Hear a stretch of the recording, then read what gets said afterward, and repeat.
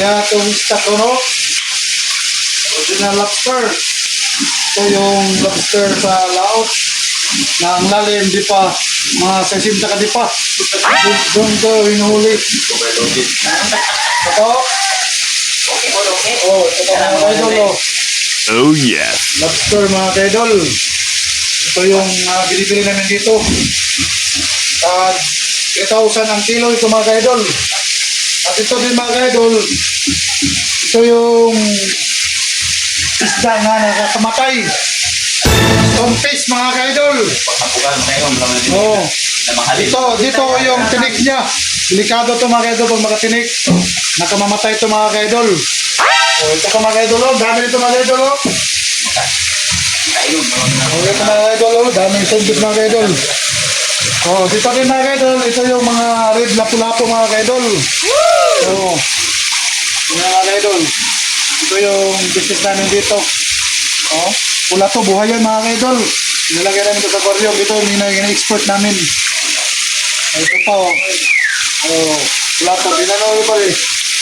Oh. Ayan mga kaidol oh. Ito rin ang aswang mga kaidol. Tiger grouper.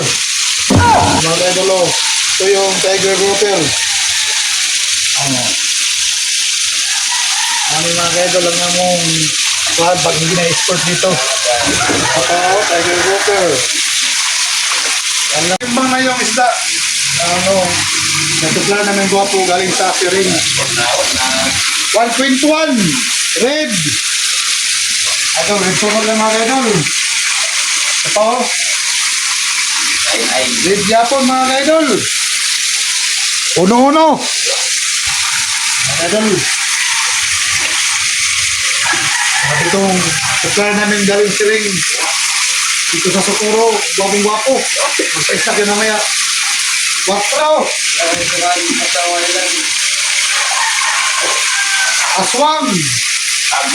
Tiger grouper! Otso! Aswang face!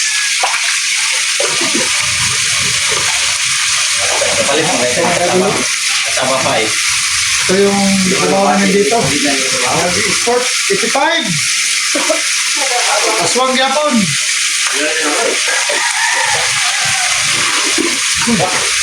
Hindi na tuloy mga kaidol kasi masyadong maliksi. Patro!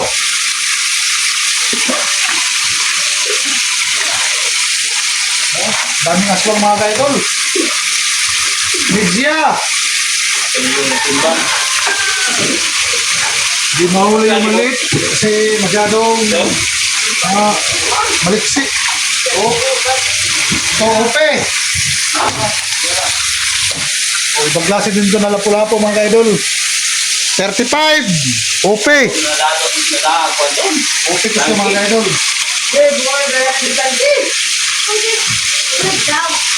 So mga kaidol, ibangin na natin itong oil. Tiger lobster. Timbang 193 mga kaidol. Mga kaidol. 193. Mga kaidol. Oil pa rin. 196.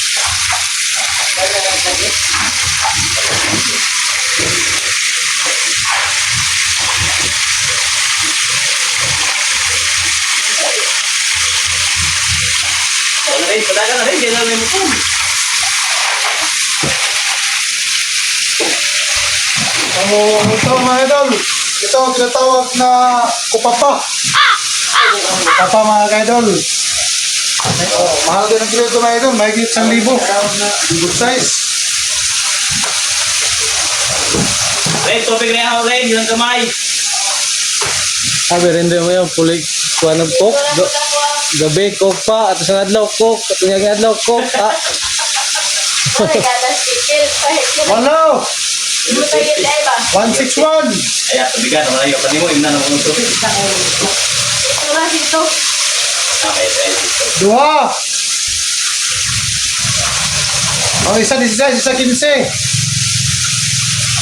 Katong kok gabi kasi kapag siya. Ay bata dili. Siya, yung nilikilaw mo. Dito ka pa, dito ka pa.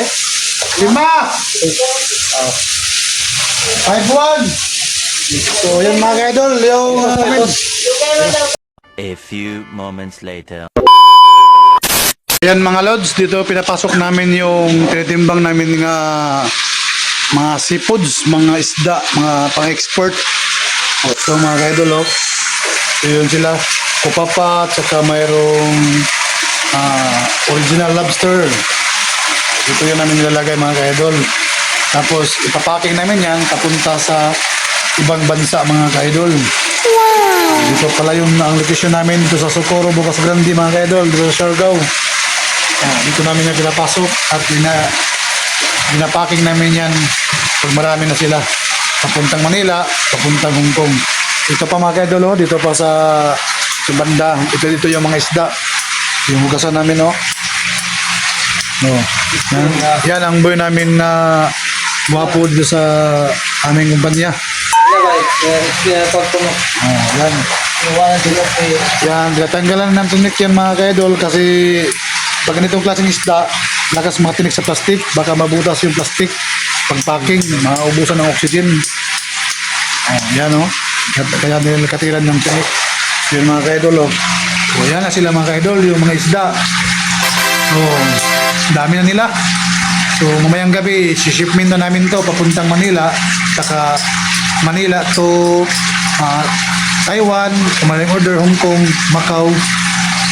So mga niya mong ganap din mga ka-idol. Dito yung business namin, exporter ng lapu-lapu saka lobster. So yan mga ka-idol, hanggang dito naman tayo sa video natin ngayon.